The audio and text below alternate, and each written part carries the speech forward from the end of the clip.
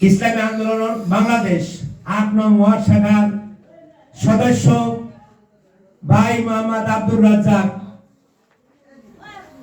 আব্দুর রাজ্জাক ভাই কই আছেন? আব্দুর রাজ্জাক ভাই সামনে আউযু বিল্লাহি মিনাশ শাইতানির রাজিম। বিসমিল্লাহির লাইটটা ঠিক করেন না, রহমানির আলো রহিম। কমে গেছে। আমরা সবাই কয়েকবার দুরূদ শরীফ পড়ি। আল্লাহুম্মা সাল্লি আলা সাইয়্যিদিনা ওয়া নাবিয়িনা ওয়া শাফিয়ানা ওয়া হাবিবানা ওয়া মাওলানা মুহাম্মদ সাল্লাল্লাহু আলাইহি ওয়া আলিহি ওয়া সাহবিহি ওয়া বারিক ওয়া সাল্লাম। সম্মানিত হাজিরিন, উপস্থিত আজকের অধ্যকার সভার সভাপতি উপস্থিত আসছেন, রাস্তায় আছে কেন্দ্রীয় মেহমান, তারা আসবেন। এখানে যারা উপস্থিত সবার প্রতি সালাম, আসসালামু আলাইকুম ওয়া রাহমাতুল্লাহ।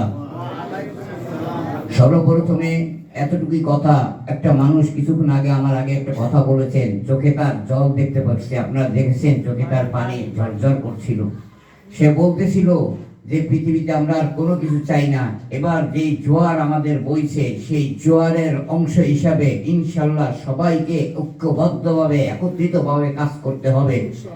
আপনারা শুনেছিলেন সরোয়ারদের উদ্যানে বাতিলের আতঙ্ক, নায়েবে মুজাহিদিন আলহাজ হযরত মাওলানা সৈয়দ মোহাম্মদ ফয়জুল করিম সাহেব তিনি বলেছিলেন, মনে আপনাদের অনেকেরই আছে, যে আমরা কারো চক্ষু রাঙানিকে ভয় পাই না, আমরা কারো দাপটকে ভয় পাই না। এবার সংসদে আলেমরা বসবে, সংসদে আল্লাহওয়ালারা বসবে, এবার সংসদে আল কোরআনের আইন পাস হবে।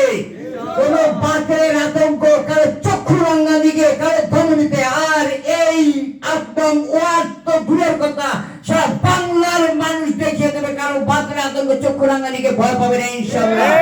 উপস্থিত সম্মানিত সাথী বন্ধুরা আমার, আগামী বোধহয় খুব সম্ভবত 12ই ফেব্রুয়ারি নির্বাচনের দিন ধার্য করা হয়ে গেছে, খুব সম্ভবত সামনে, কিন্তু আমাদের হাতে কোনো সময় নাই, অল্প সময়।